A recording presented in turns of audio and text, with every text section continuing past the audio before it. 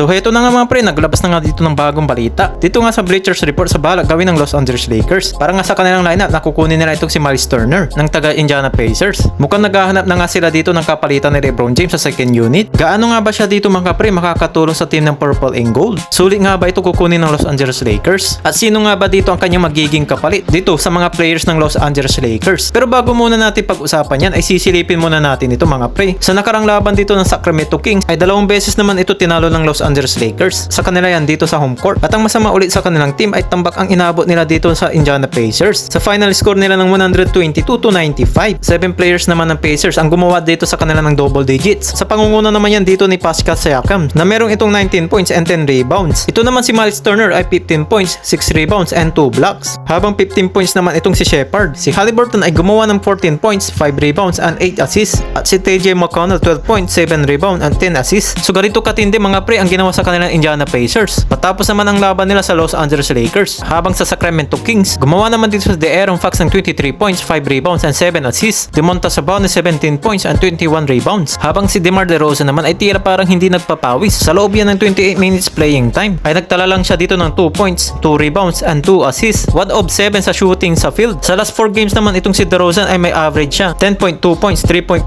rebounds and 3.7 assists. Meron siyang 34% shooting sa field. Maraming mga pre ang komento sa social media, lalo na ang mga Laker fans, na mabuti na lang hindi na lang ito napunta sa Los Angeles Lakers. Dahil tiyak nga daw ay hindi dito magiging maganda ang record ng Los Angeles Lakers kung sakali. Pero hindi naman ibig sabihin ay hindi na mahusay itong si DeMar DeRozan. Ang sinasabi lang dito ng mga fans ang kanilang mga chemistry. Dahil meron itong older version ni Kobe Bryant. Dahil ang kinakailangan ay nasa kanya palagi dito ang bola. Dahil mahilig rin itong pumoste. Maaari nga lang siya dito magtala ng magandang numero. Subalit magiging mahirap para sa team na para manalo. Dahil ito sana ang inaasa ng team ng Sacramento Kings. At tapos nga dito makuha nila si DeMar DeRozan. At ang susunod naman natin dito mapag-uusapan. Ang napapabalita dito na blockbuster na trade, ang posibleng pagsali ni Miles Turner dito sa Los Angeles Lakers. Dahil ayon dito kay Johan Bohanda na Athletic, magiging interesado nga dito ang Los Angeles Lakers para nga dito kay Miles Turner ng Indiana Pacers. Dahil malaking hamon para sa Lakers ang pagkakaroon ng sapat na depensa at lalo na isang present sa paint. Si Turner ay nag-a-average ng 17 points, 7 rebounds at 47.6% shooting sa field goal at meron itong kakayahan magbigay ng stability sa depensa at magiging bonus din ito na madagdagan ng spacing ng opensa ng Lakers. At bukod naman dito mga pre ay meron din itong maasahan sa 3-point shooting kaya magiging mahalaga ang kontribusyon niya sa sistema ng Lakers. Ang tanong naman dito mga pre, paano makukuha ng Lakers itong si Miles Turner? Ayon naman dito sa balita, maaaring i-trade ng Lakers ang isa sa mga katulad ng mga players nila katulad ni DeAndre Russell, Jarred Vanderbilt at Jalen Hood-Schifino. Pati na rin ang kanilang dalawang future second round picks. Kung matutuloy naman ito, malaki talaga ang maitutulong ni Turner sa pagkakaroon nila ng balancing roster. Lalo na ang Lakers ay gumaganda na rin ang kanilang depensa dahil ito na rin isa sa mga pinaproblema nila. Abangan naman natin dito mga pre kung may isa sa katuparan nga ito ng Los Angeles Lakers. Klaseng ang ganitong trade. Kapag nangyari ito ay magbabago naman dito ang dynamic ng Los Angeles Lakers.